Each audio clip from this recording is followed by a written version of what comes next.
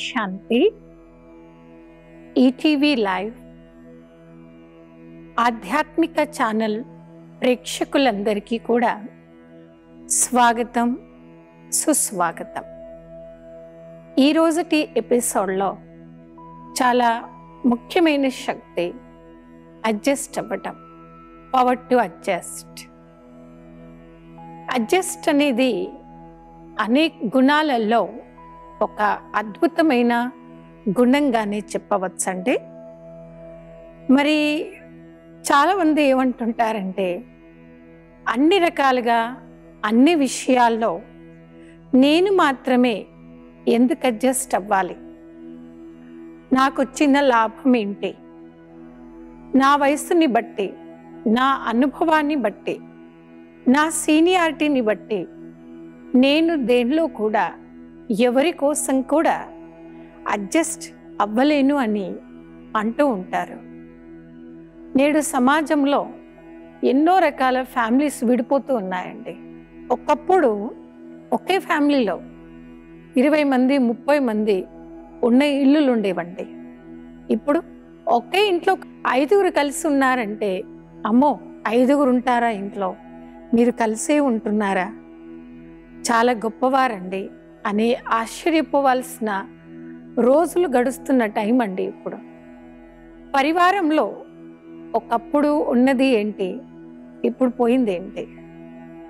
ఒకప్పుడు మనుషులకు మనుషుల మధ్య నిజమైన ప్రేమ ఉండేది. మనుషులకు మనుషులు చాలా సహకరించుకునేవారు, దాంతోపాటు అడ్జస్ట్ అవ్వగలిగేవారు. అలా అడ్జస్ట్ అయిపోయిన రోజుల్లో ఎప్పుడు కూడా గొడవలు లేవు. పరివారంలో కూడా చాలా ప్రేమలు ఉండేవి. కొందరు అంటూ ఉంటారు, అబ్బా ఆ రోజులే చాలా బాగుండే, ఆ రోజులే మేము బాగున్నాం, నా చిన్నప్పటి రోజులే బాగున్నాయి, అప్పుడే బాగున్నాం. ఇప్పుడు ఎందులో మార్పు వచ్చింది? ఎందులో మార్పు వచ్చిందండి? గొప్ప మార్పు. మనిషి తనను తాను అడ్జస్ట్ చేసుకోదలుచుకోలేదండి. మరి అడ్జస్ట్ ఎక్కడైతే ఉండదో అక్కడ అశాంతి, దుఃఖము, గొడవలు, కాంపిటీషన్ పెరుగుతాయి.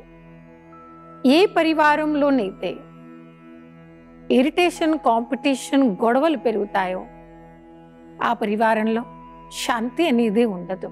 మనందరికీ ఒక మంచి అలవాటు ఉందండి. మనం ఏ పూజ చేసినా, మన ఇంట్లో ఏ శుభకార్యం చేసినా, విఘ్న వినాశకుడైన శ్రీ మహా వినాయకుడి యొక్క పూజ చేయనిదే మనలో ఏ ఒక్కరు కూడా పూజను మొదలు పెట్టమండి. విఘ్న వినాశకుడిని పూజ చేశాకే మిగతా పూజలు మనమంతా చేస్తూ ఉంటాం. మనందరికీ ఒక నమ్మకం, విఘ్న వినాశకుడైన విఘ్నేశ్వరుడి పూజ చేసి నేను ఈ పని మొదలు పెడితే ఈ పనిలో ఎలాంటి విఘ్నాలు, ఆటంకాలు ఏవి రావు అనే అనాది కాలం నుండి మన భారతీయులందరికీ ఉండేటువంటి ఒక గొప్ప విశ్వాసం అండి.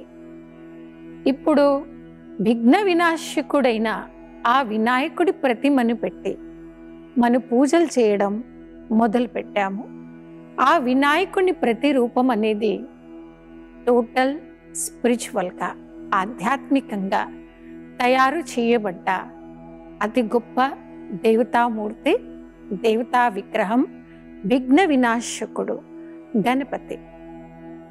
మనం ప్రతి సంవత్సరం చూడండి వినాయకుని మహోత్సవాలు ఎంతో ప్రేమగా అందరం జరుపుకుంటూ ఉంటాం.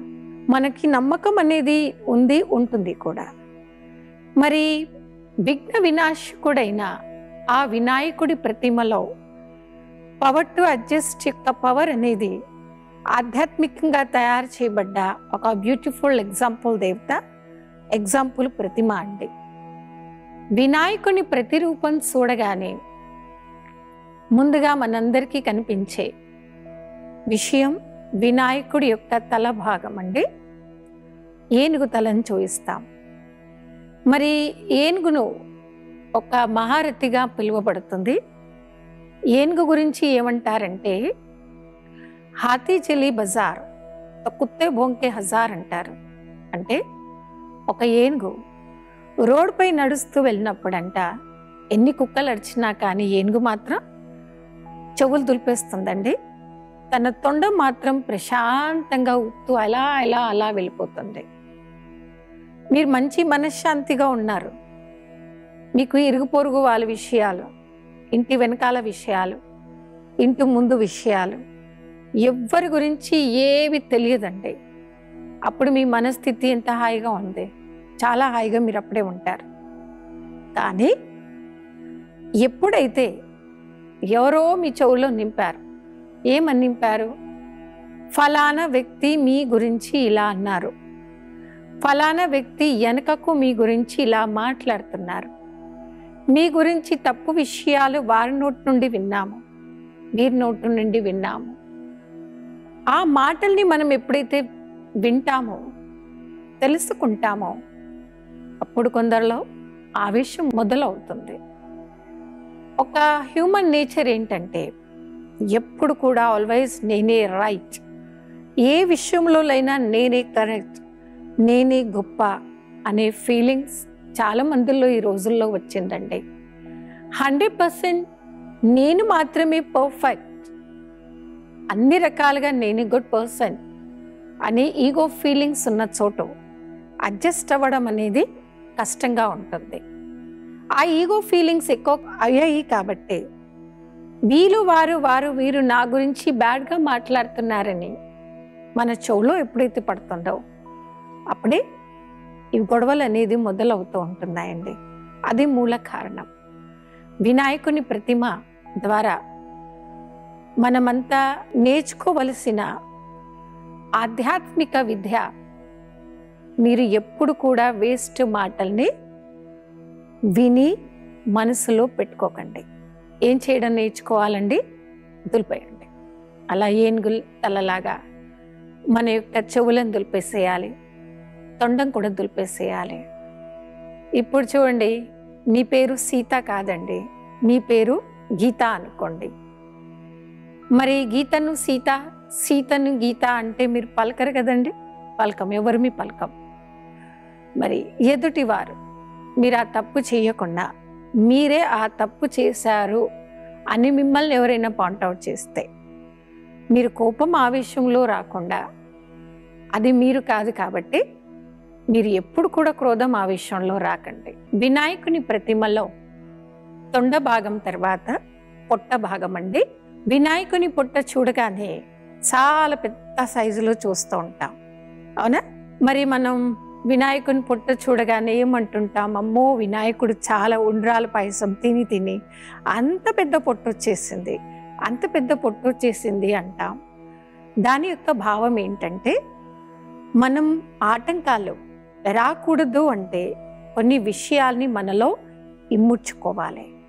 ఏ సమయంలో ఏ విషయం మనం ఇతరులతో చర్చించుకోవాలి, ఏ విషయం మనం చర్చించుకోవద్దు, ఈ యొక్క వ్యవహారిక జ్ఞానం మనలో రావాలి. అలాంటి వ్యవహారిక జ్ఞానం వచ్చినప్పుడు కూడా కొన్ని రకాల విఘ్నాలు, ఆటంకాలు మనకు రావు. ఉదాహరణకి ఎవరో చనిపోయారండి, చనిపోయిన వ్యక్తి చోటుకి మీరు వెళ్ళారు, అవునా? ఆ టైం ఎలాంటిదండి? అందరూ దుఃఖము, అశాంతిగా ఉండే టైం. ఆ టైంలో మనం ఏ టాపిక్ చర్చించుకోవాలి, ఏ టాపిక్ చర్చించుకోవద్దు. ఇలాంటి జ్ఞానం కూడా మనలో ఉంటే కొన్ని రకాల విఘ్నాలు, ఆటంకాలు మనకు రాకుండా మనం సేఫ్గా ఉంటామండి. తర్వాత అంత పెద్ద వినాయకుడికి చూయించిన వాహనం మూషిక వాహని ఎలకని చూయిస్తారండి. ఈ ఎలక కూడా చాలా తెలివిమంతమైన జీవి. మన ఇంట్లో ఎలక రాగానే ఏం చేస్తుంటాం? ఎలకలు వచ్చాయి, ఎలకలు వచ్చావని మందు పెట్టి, అది పెట్టి, ఇది పెట్టి అన్నీ మనం ఆ ఎలకల్ని ఇంట్లో రానివ్వకుండా జాగ్రత్త పడతాం కదా. ఆ ఎలుకలో కూడా మంచి తెలివి ఉందండి. మరి అంత పెద్ద వినాయకుడి ప్రతిమకి వాహనంగా చూయించే ఆ ఎలుకలో కూడా ఒక స్పెషల్ గుణం ఉంది. అదేం గుణం అంటే, ఎవరినైనా మీరు నిద్రపోయారనుకోండి, నిద్రపోయేప్పుడు డైరెక్ట్ ఎప్పుడు ఎలుక కరవదంట, ఉఫ్ఫని ఊపుతుందంట. అయినా కానీ మీరు బాగా నిద్రపోయారనుకోండి, అప్పుడు ఎలుక కొరికిపోతుంది. కొన్నిసార్లు గొడవలు ఎప్పుడు వస్తాయి, ఆటంకాలు ఎప్పుడు వస్తాయి? ఎదుటి మనిషి తన గురించి తాను ఇతరుల మనుషుల నుండి వారి గురించి రైటే వినాలనుకుంటాడు. వారిని ఎవ్వరు కూడా కరెక్షన్ చేయకూడదు, వారిని ఎవ్వరు ఏమి అనకూడదు అనే ఈగో ఫీలింగ్స్ ఉండే వారితోనే మనకు గొడవలు రావడం, ఆటంకాలు రావడం మన లైఫ్లో స్టార్ట్ అవుతుందన్నమాట. అలాంటప్పుడు మనం ఏం చేయాలి? మీరు వారికి చెప్పాలి, కానీ చెప్పే పద్ధతి ఎలక నుండి నేర్చుకోండి. ఎదుటి మనిషిని మీరు కరెక్ట్ చేయాలి అనుకుంటే ముందు ఆ ఎదుటి వ్యక్తిలో ఉన్న గుణాలేంటి, మంచి గుణాలేంటి, ఆ గుణగానం చేయండి. గుణగానం చేసి తర్వాత ఆ ఎదుటి వ్యక్తులు ఉన్న వీక్నెస్ ఏంటి, ఆ ఎదుటి వ్యక్తులున్న ఏ వీక్నెస్ వల్ల మీకు ఇబ్బందిగా ఉంది అని ప్రేమగా పక్క వారికి ఎక్స్ప్లెయిన్ చేయడం ఒక చిన్న అలవాటుగా మార్చుకోండి. అప్పుడు మీకు లైఫ్లో వస్తున్న గొడవలు, మీరు ఫేస్ చేస్తున్న ఆటంకాల నుండి మీరు దూరం కావచ్చండి. ఈ రకంగా వినాయకుడి ప్రతిమను పూజ చేయటంతో పాటుగా ఆధ్యాత్మికంగా ఆ వినాయకుడి ప్రతిమ నుండి నేను నేర్చుకోవాల్సిన గుణాలు ఏంటి, ఆ గుణాలను మీరు ఆచరిస్తే మీరు ప్రారంభించిన ప్రతి కార్యంలో ఆటంకాలు లేకుండా మీరు సక్సెస్ కాగలుగుతారు. పూజ చేయడంతోనే కాదండి, దాని యొక్క ప్రతిమ గురించి అర్థం చేసుకొని ఆధ్యాత్మికంగా మనం ఆచరణలో తీసుకొస్తే మనం ఎలాంటి ఆటంకాలు రాకుండా హ్యాపీగా ముందుకు వెళ్ళవచ్చు. ఇది పవర్ టు అడ్జస్ట్ అవ్వటం. తర్వాత మనం అడ్జస్ట్ కాగలిగే శక్తి, ఎగ్జాంపుల్, ప్రతిమ ప్రవహిస్తున్న నీళ్ళ నుండి కూడా నేర్చుకోవచ్చండి. ఇప్పుడు చూడండి, కొన్ని ప్రవహిస్తున్న గంగాకి ప్రవహించకుండా ఉండే గంగాకి చాలా తేడా ఉంటుందండి. ప్రవహించే గంగ, అలాగే నిలిచి ఉండే గంగ.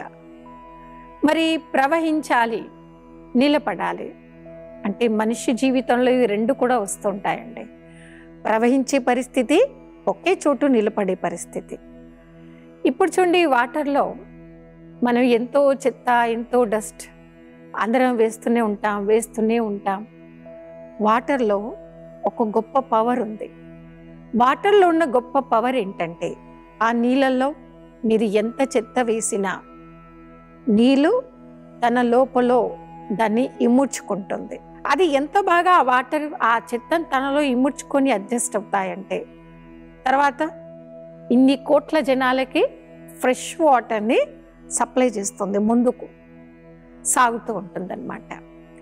అలాగే జీవితంలో మీరు చాలా సుఖంగా మీరు ఉన్న ఫీల్డ్లో, అది వ్యాపారం కానివ్వండి, లేదా ఉద్యోగం కానివ్వండి, గృహస్థం కానివ్వండి, జీవన యాత్ర సాఫీగా సాగాలి అంటే అడ్జస్ట్ కావడం అందరికీ అవసరం, అందరికీ ముఖ్యమే.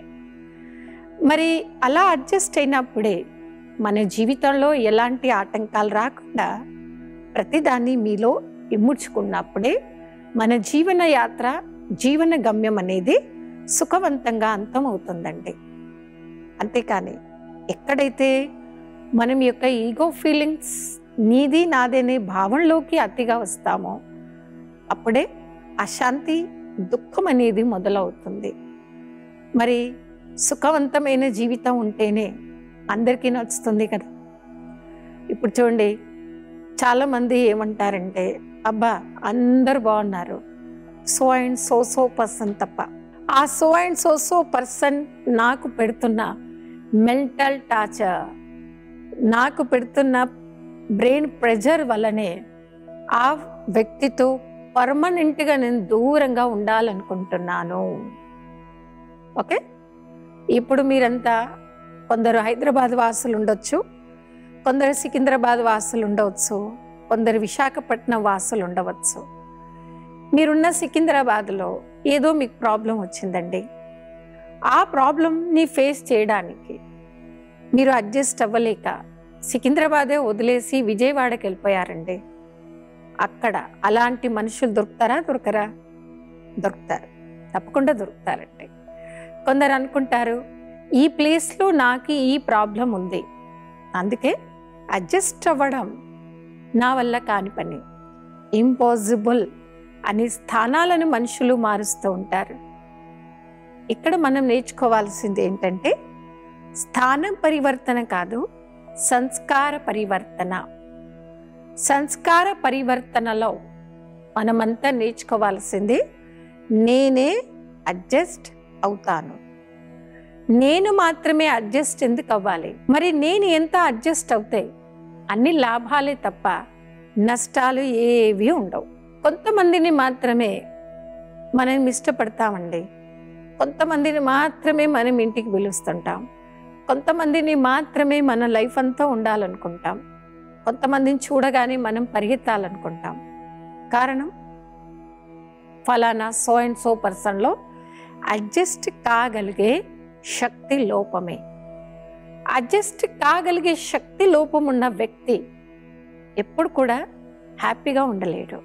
మరి అడ్జస్ట్ అనేది అది బలహీనత కాదు, ఒక ఆధ్యాత్మిక శక్తి. అడ్జస్ట్ కాగలగటం రాజయోగ అభ్యాస సాధన ద్వారానే ప్రతి పరిస్థితిలో అన్ని రకాల మనుషులతో అన్ని రకాల వాతావరణంతో మిమ్మల్ని మీరు అడ్జస్ట్ చేసుకోగలిగేంత స్పిరిచువల్ పవర్ మనందరిలో పెరుగుతుందన్నమాట. కాబట్టి సాధన అనేది చేసేటువంటి ఒక సాధకుడిలో అడ్జస్ట్ కాగలిగే శక్తి 100% పెరుగుతుందన్నమాట. మరి మనము ఎప్పుడు కూడా అడ్జస్ట్ కాలేము అని అన్నప్పుడు మనకి మనం అనుకోవాలి, వినాయకుడి ప్రతిమను మీరు గుర్తు తెచ్చుకోండి.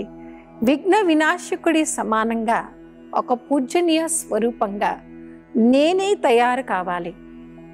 ఇప్పుడు చూడండి, ఎంతటి వ్యక్తి కానివ్వండి, వారు ధనంలో కానివ్వండి, అందంలో కానివ్వండి, ఫైనాన్షియల్గా కానివ్వండి, నేడు మనిషి ఏ స్టేజ్కి చేరుకున్నా మనం దేవతా స్వరూపం ముందు ప్రతి ఒక్కరిని తల ఉంచుతాం కదా, పూజిస్తాం, 2 చేతులు ఎత్తి నమస్కరిస్తాం కదా.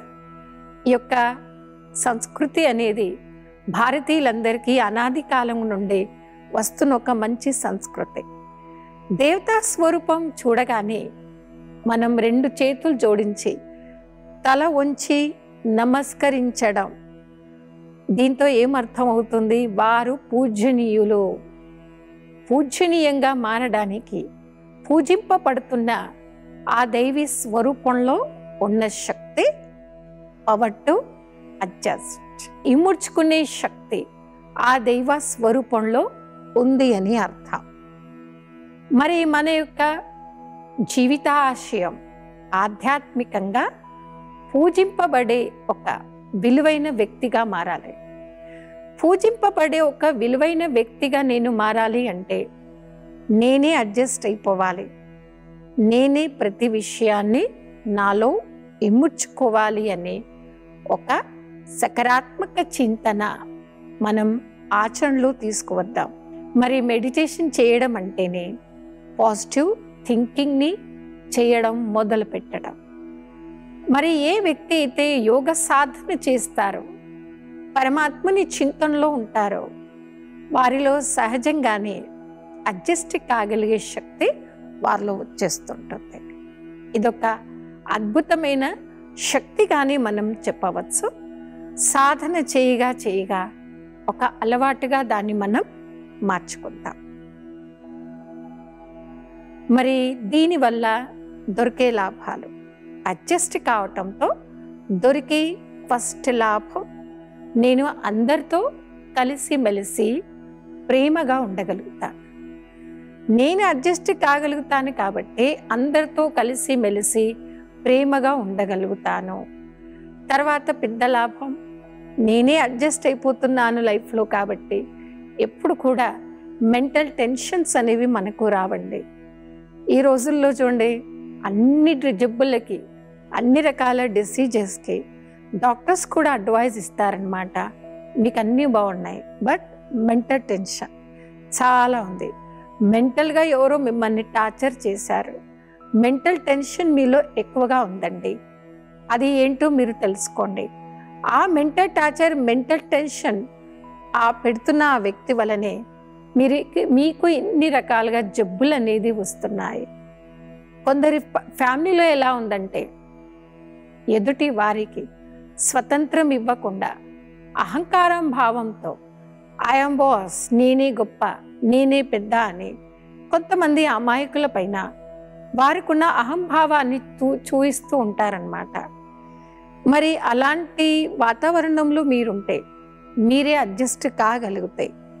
అలాంటి మీరు ఫేస్ చేస్తున్న ఈ యొక్క ప్రాబ్లం నుండి సహజంగా బయటకు రాగలుగుతారు.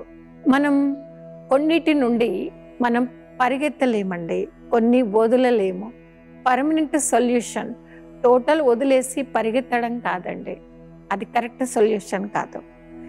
మరి కొన్ని సమస్యలు మీరు ఎక్కడ పోయినా కామన్గా ఉంటాయి. ఈ ప్లేస్లో ఉంటే నాకు వేడి ఎక్కువ ఉంది, ఆ ప్లేస్లో ఉంటే చలి ఎక్కువ ఉంది, ఈ ప్లేస్లో ఎక్కువ ఉంటే వర్షం ఎక్కువ ఉందని మనం పరిగెత్తుతూ పోయామనుకోండి జీవితకాలం అంతా పరిగెత్తటంతోనే ఎండ్ అవుతుంది. ఆ ప్లేస్లో మీకు ప్రాబ్లం ఏంటి దాన్ని చూసుకోండి. ఈ రోజు నుండి ఏ విషయాలతో మీకు ఆటంకం వస్తుంది, ఏ విషయాలతో అది డిస్టర్బెన్స్ క్రియేట్ అవుతుంది, వాటిని మీరు చూసి ప్రేమగా వాటిని ఒక్కొక్క దాన్ని మీరు ఇముడ్చుకుంటూ అడ్జస్ట్ అవుతూ ఒక సక్సెస్ఫుల్ పర్సన్గా కావడానికి సాధన చేయండి. మరి అంత శక్తి, అంత పవర్, అంత స్పిరిచువాలిటీ మనందరిలో రావాలంటేనే దానికి కావాల్సింది, దానికి దొరికే శక్తి, ఏకైక శక్తి, ఆధ్యాత్మిక శక్తి, దానినే రాజయోగ అభ్యాస సాధనగా చెప్పబడుతుందన్నమాట. మరి ఈ రకంగా రాజయోగ అభ్యాస సాధన చేసి ఒక సాధకుడికి ఇవన్నీ కూడా ఒక సైడ్ సీన్గా కనిపిస్తూ ఉంటాయండి. ఇప్పుడు ట్రైన్లో కానివ్వండి, బస్లో కానివ్వండి, ప్రయాణం చేస్తూ ఉంటాం. సైడ్ సీన్ ఎలాంటిది ఉన్నా మనం సైడ్ సీన్ చూస్తూ ఎంజాయ్ చేయడం చాలా అందరికీ అలవాటు. ఎస్పెషల్లీ చూడండి, మనము విండో సీట్ ఎందుకు అడుగుతాం? బస్ కానివ్వండి, ట్రైన్ కానివ్వండి, విండో సీటే ఎందుకు కూర్చోవాలనుకుంటాం? సైడ్ సీన్ చూడడానికి. సైడ్ సీన్ చూస్తూ మనం ఎప్పుడు ఏం చేస్తుంటామండి? ఎంజాయ్ చేస్తూ ఉంటాం, అవునా? సైడ్ సీన్ని మిస్ చేసుకోదలుచుకోము.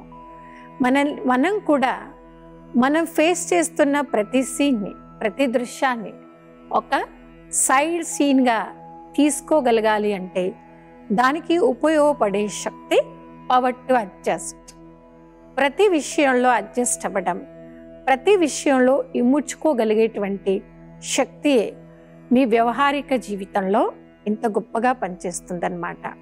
కాబట్టి ఈ విధంగా మరో ఎపిసోడ్లో ఎంతో విశేషమైన అంశాల గురించి మరుసటి ఎపిసోడ్లో తెలుసుకుందాము. అప్పటి వరకు ఓం శాంతి.